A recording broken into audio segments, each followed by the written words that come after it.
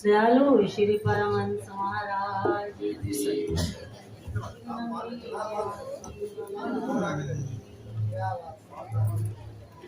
जो सुमरत सिद्धि होई गणनायक करिवर वदन,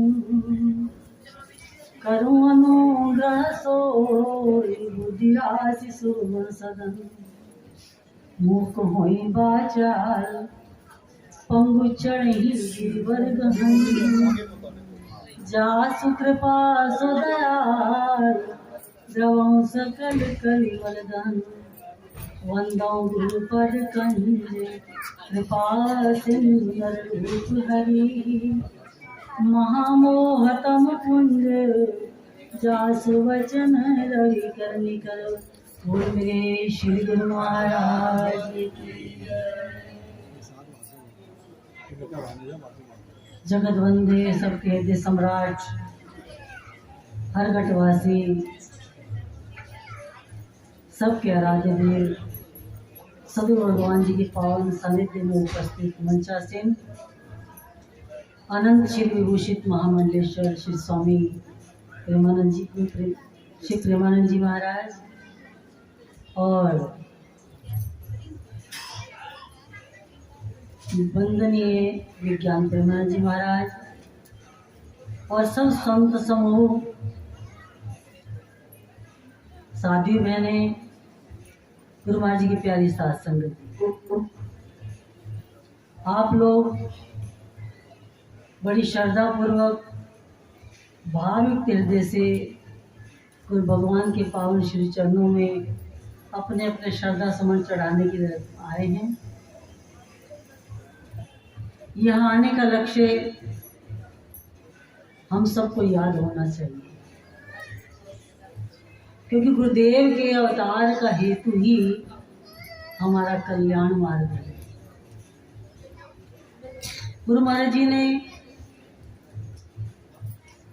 मानव मात्र के कल्याण के लिए ही ये शरीर धारण किया। जग तारण कारण भव भंजन धरनी भार, की तुम अखिल भुवनपति दीन मनोज अवतार। ये धराधाम पर ऐसी रूहें विचलित थी जिनको अपने लक्ष्य का प्राप्ति पता ही नहीं था। उन सब को उनको लक्ष्य के बताने के लिए, आत्म कल्याण के लिए और उनके जीवन को सुख और आनंद देने के लिए ही गुरुदेव का अवतार हुआ। अब उनके अवतार का हेतु तो यही है। और हम नाना प्रकार के भाव जो उनके चरणों में रखते हैं, भजनों के माध्यम से, गद्य पद्य के द्वारा जो भी हम लोग कहते सुनते गाते हैं, उसका भी एक ही मकसद है कि हम लोग अपने जीवन में कहीं उन बातों को ना भूल जाएं। एक बार मेरे गुरु महाराज जी ने परमपुरी में सत्संग में एक बात कही थी, तुम याद रखो कि तुम किस वंश के वंशज हो। कहीं तुम भूल तो नहीं गए कि तुम उनके पुत्र हो, उनके शिष्य हो, जिन्होंने बरसों सब कुछ परित्याग करके जंगलों में जाके घोर तप किया, बरसों अनंत प्रकार के कष्ट सहे और वो स्वयं सच्चिदानंद तत्व को प्राप्त थे, फिर भी जगत को दर्शाने के लिए, दिखाने के लिए उन्होंने इस तपस्या का घोर रूप आपके सामने उपस्थित किया। कहीं उनको भूल तो नहीं गए हम कि हम किनके वंशज हैं। तो हमें इस बात को स्मरण रखना है कि गुरु तत्व जो है वो तत्व का बोध ही कराता है। गुरु शब्द का अर्थ ही होता है गु मैंने अंधेरा, रू मैंने प्रकाश, जो हमारे अंधकार में मन को प्रकाश की ओर ले जाए, जो हमारे गिरे हुए मन को उत्थान की ओर ले जाएगा, जो जीव से शिव बनाना जानता हो, जो जीव को ब्रह्म बनाना जानता हो, वो कौन तत्व है? गुरु तत्व। तो हम लोग जिनका अवतार दिवस अपने अनुमोदन हृदय से, मुदित हृदय से मनाते हैं, बहुत अच्छी बात है। जब उनकी लीलाओं को गाते, कहते, सुनते हैं तो अनुमोदन होता है मन में। तुलसीदास जी कहते हैं कहीं सुनही अनुमोदन करही ते गो पद लो भवन जितरही। का उनकी लीलाओं का गाना सुनना कहना भी बहुत बड़ा कार्य करता है, क्योंकि भवसागर तरना आसान नहीं है। लेकिन जिनका चित्त, जिनका मन, जिनकी बुद्धि गुरु महाराज जी की पावन लीलाओं में रस की अनुभूति करता है, उनके सगुण चरित्रों को सुन के भी मन उसमें मुदिता महसूस करता है, तो कहा उसका जीवन, उसका भवसागर तरना कितना सरल है। गोपद, गऊ का खुद जब गड्ढा करता है, गऊ का पंजा लग जाए तो छोटा सा गड्ढा ही तो होता है, उसको तो छोटा सा बालक भी पार कर लेता है। ऐसे ही गुरु महाराज जी के पावन चरित्रों को जब गाते हैं, कहते हैं, सुनते हैं और हृदय में कुछ अनुमोदन होता है, मन में जो मुदिता भरती है, आंखों से आंसू आ जाते हैं, मन भावनाओं से ओतप्रोत हो जाता है, ऐसा मन भवसागर से अवश्य तरेगा, पार होगा, क्योंकि उसका हृदय गुरुदेव को समर्पित है। अभी बड़ी सुंदर बात विज्ञान प्रेमानंद जी महाराज कह रहे थे कि माया का प्रपंच जीव को भगवान से नहीं मिलने देता। यद्यपि गुरु महाराज इस तत्व का बोध कराने के लिए आए कि तुम सब ईश्वर के ही तो अंश हो। ईश्वर अंश जीव अविनाशी, चेतन अमल सहज सुख राशि, सो माया बस भयो गोसाई और बंध्यो कीर मरकट की न्याय। हम लोग हैं तो ईश्वर के अंश, लेकिन माया प्रपंच में जाने के कारण, संसार की आसक्ति के कारण हम अपने आप को भूल जाते हैं। आसक्ति जो है हमको उस अपने इष्ट से, हृदय से जुड़ने नहीं दी। कैसी स्थिति है हमारी?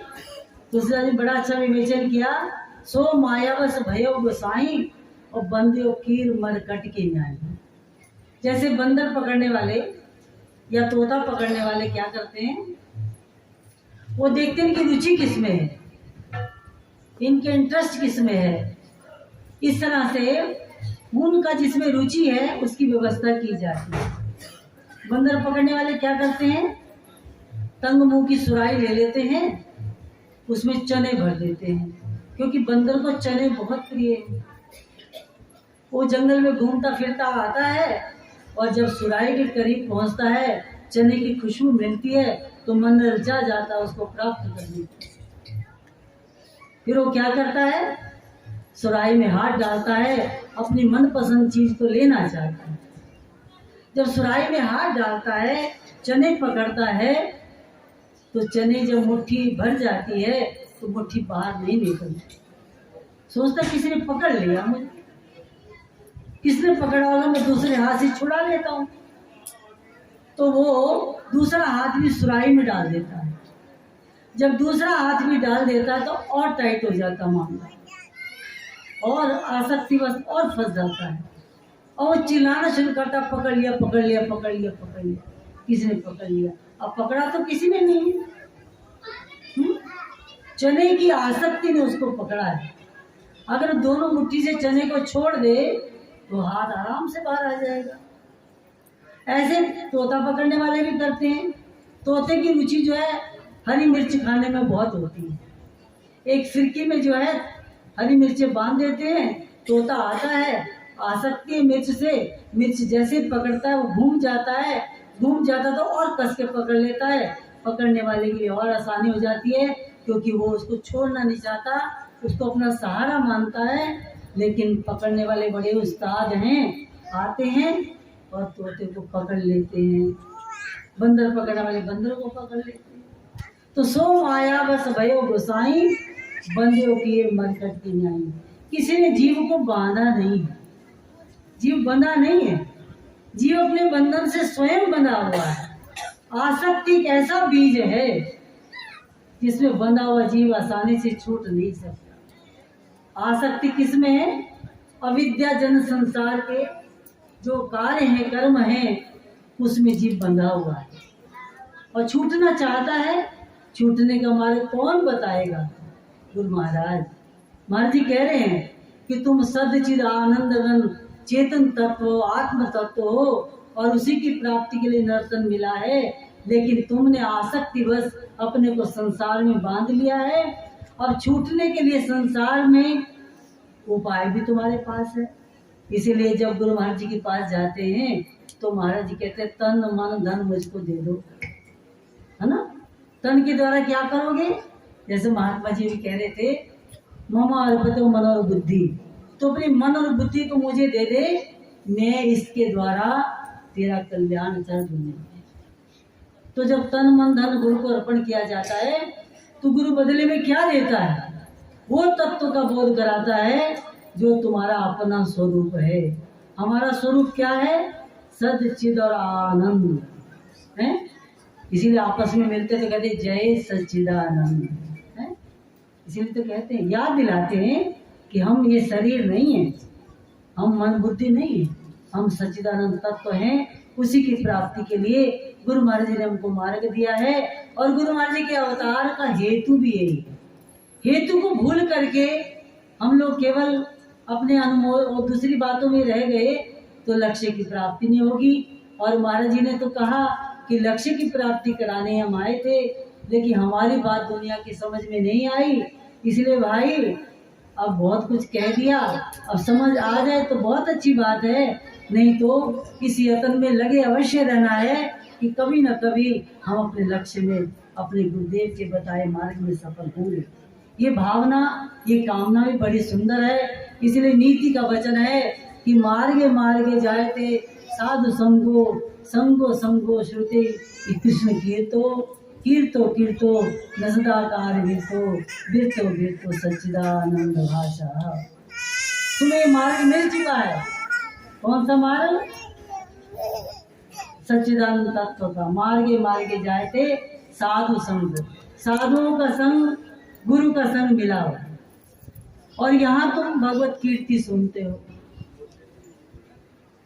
और अगर इसमें अपना चित्त नसदाकार वृत्त हो जाए, एकाग्र हो जाए, समाहित हो जाए, तो सच्चिदानंद का भास अवश्य होगा। ये मार्ग गुरु महाराज ने हमको दिया है, तो हमें उनके जन्म का जो सच्चा तत्व है, उसका रहस्य है, उसको हृदय में रख के ही सब उत्सवों को, सब कार्यों को मनाना चाहिए। अगर लक्ष्य की प्राप्ति ना हुई तो ये बातें केवल हमारे केवल मनोरंजन का साधन बन जाएंगे। मनोरंजन से थोड़ी देर की तृप्ति होती है, ना कि आनंद की प्राप्ति होती है। सुख मिल सकता है, आनंद नहीं। आनंद तो तभी मिलेगा जब गुरु महाराज जी के दिवस मार्ग के द्वारा हम अपनी चित्त वृत्ति को समाहित करके हर श्वास में उस सुमरण को, उस शब्द का चिंतन करेंगे जो अजपा नाम गायत्री, मुनि नाम मोक्षदायिनी, जो अजपा गायत्री का उपदेश गुरु महाराज जी ने दिया है। तो गुरुदेव के अवतार का हेतु हमारा आत्म कल्याण है, हमारा सुख और आनंद है। उसकी प्राप्ति को अवश्य जाना है, हमने उसको नहीं भूलना। हर पल अपने गुरुदेव के उन चरित्रों का स्मरण करते रहना है कि उन्होंने जगत कल्याण के लिए क्या क्या कहा है, हमको क्या क्या दिया है। हमें अपने लक्ष्य में उन बातों को सहायक मानना है। बहुत समय हो गया है, ज़्यादा न कह के इतने गुरुदेव के चरणों में कह के प्रणाम करती हूँ।